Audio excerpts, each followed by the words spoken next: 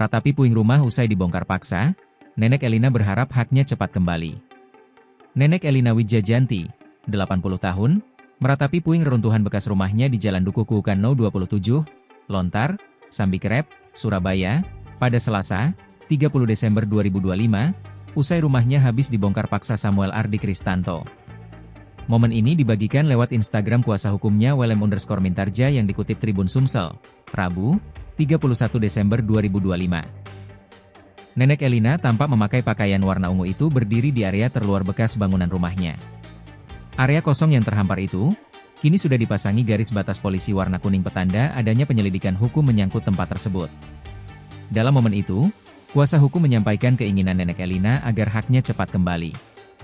Sementara Nenek Elina tampak tersenyum setelah mendengar kabar beberapa orang yang terlibat aksi pengeroyokan terhadap dirinya ditangkap anggota Unit 2 Subdit 4 Renakta di Treskrimum Polda Jatim. Ia menyampaikan ucapan terima kasih kepada seluruh kerabat, tim penasehat hukum dan warga Surabaya yang masih tetap membantu dan mendukungnya selama ini. Terima kasih yang menolong saya. Nah, saya nggak ada apa-apa, nggak ada buat apa-apa, para pelaku menyusahkan saya, katanya pada awak media di lokasi, dikutip tribunjatim.com. Kini, Nenek Elina cuma berharap para pelaku yang sudah ditangkap dapat segera dihukum sesuai dengan perundang-undangan yang ada. Kemudian, Nenek Elina juga berharap pihak penyidik kepolisian dapat membantu menemukan barang pribadi, dokumen, gadget milik dirinya serta kerabatnya yang hilang karena peristiwa tersebut. Lalu, mengenai nasib rumahnya. Nenek Elina berharap setelah semua ini, rumahnya dapat dibangun kembali. Sementara itu, pengacara Nenek Elina, Welem_Mintarja mengatakan, pihaknya berencana membuat pengaduan masyarakat ke Bidang Propam Polda Jatim atas insiden yang terjadi pada tanggal 5 Agustus 2025 silam.